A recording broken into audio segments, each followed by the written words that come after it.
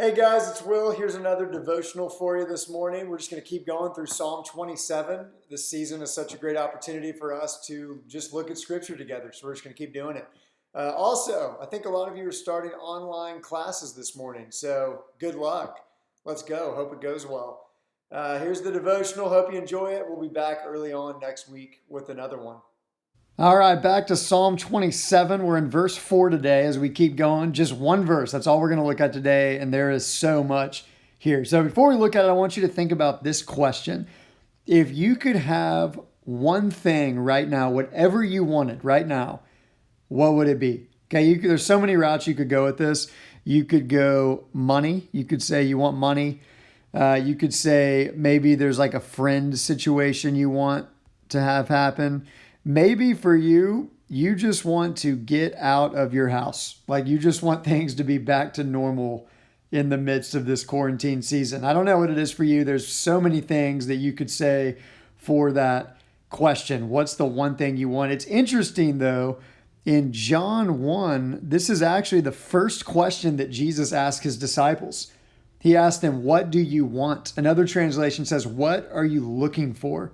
It's like Jesus wants them to look deeply into this question and say, hey, really, what is the one thing that you want the most, that you're seeking in your life? All right, let's look at how David answers that question. If he could have one thing, this is what he says in Psalm 27, verse 4. Okay, look at this. One thing right there. One thing have I asked of the Lord that I will seek after. Okay, I love this. Before we look at what his one thing is, this is really cool. It's something that he asks God for, and it's something that he seeks after.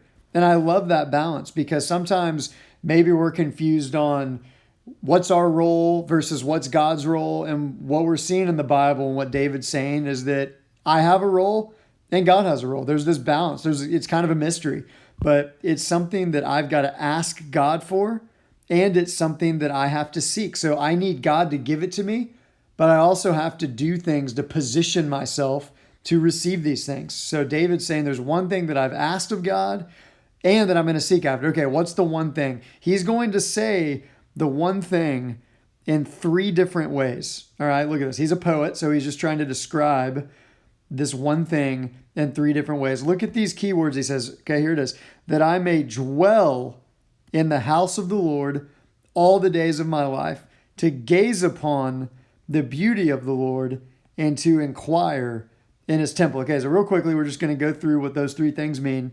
All right, so number one, to dwell in the house of the Lord. So the first thing David is saying, the one thing he just wants to be where God is. That's what he wants. He wants to camp out, hang out, be where God is. He just wants to linger there. He doesn't want to rush. He doesn't want to just check it off the list. He wants to dwell there, to truly be in God's presence all the days of his life, not just once, not just twice, not just when it's convenient, but all the days of his life. He wants to dwell there. He wants to be connected there. Okay, that's the first thing. The second way he puts it is this. He says he wants to gaze upon the beauty of the Lord.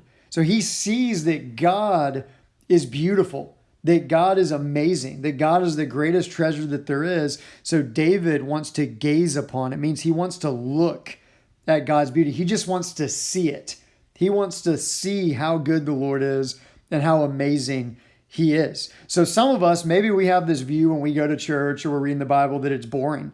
And that would actually indicate the problems with us, because in the Bible, and what David's saying here is that actually God is the most incredible being that there is. There's no greater privilege than to gaze upon him and to see how amazing he is. The third thing he says is he wants to inquire of God. Another way that you could put that is he wants to meditate. Meditate is basically to think deeply about something. So he doesn't just want to hear the truth, listen to a sermon.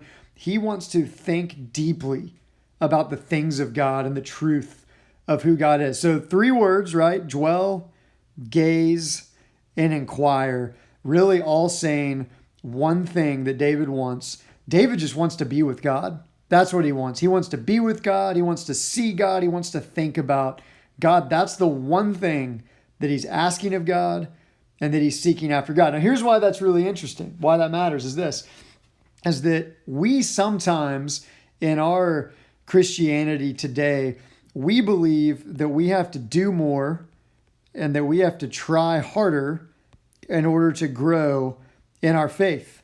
And we think we just have to be better people, we have to behave better, and then we can grow. But here's the thing, what the old Christians believed, and you're even seeing this with David, is actually that's not the way to grow. That the way to grow is to see how amazing God is, how amazing Jesus is, all the things that he did for us. And the more and more we see how amazing God is, that is actually going to change our hearts from the inside out. And then that will affect our whole lives. So it's not do more, try harder, be a better person, behave better. To actually see how amazing God is, be in a relationship with him, that changes our hearts and that affects everything. And that's what David's getting at. And there's this interesting word. You may have heard the word. It's the word priority. Now, what's interesting is that we have talked about the word priorities. We've made it plural. All right. Now, that is a very recent phenomenon that actually only happened in the last century. Used to, the word was singular. It was priority. It was one thing, not a bunch of things. And what we do is we have priorities. So it could be our family, school, sports, all of our activities, and God. And those are not bad things. But what David's saying is actually the way that this is designed to work is there is a priority. There is the one thing that is the most important thing, and that affects everything else. That affects how I handle sports. That affects my relationships with my family. That affects school. That affects my friends, and on and on and on. It's the one thing, the priority, the most important thing that affects everything else, and it goes in to everything else. So here's what I want to do. I want to encourage us in this season to do this over the next few days. We'll post another one of these videos early next week. But here's what I want to encourage you to do. Just like David's doing, he's asking and he's seeking. I want to encourage you to take this verse, Psalm 27, verse 4, and to pray it. To pray it in the morning and to pray it at night. Each day, just for the next few days, just pray that verse. Say, God, I want to dwell with you. I want to gaze upon your beauty. I want to think about your truth. Help me do that. Help you to be the one thing in my life, my one priority that is above all else, and help that carry into all these other areas of my life. All right? We will be back on Monday probably, and we'll keep going through Psalm 27. Hope that encouraged you guys today.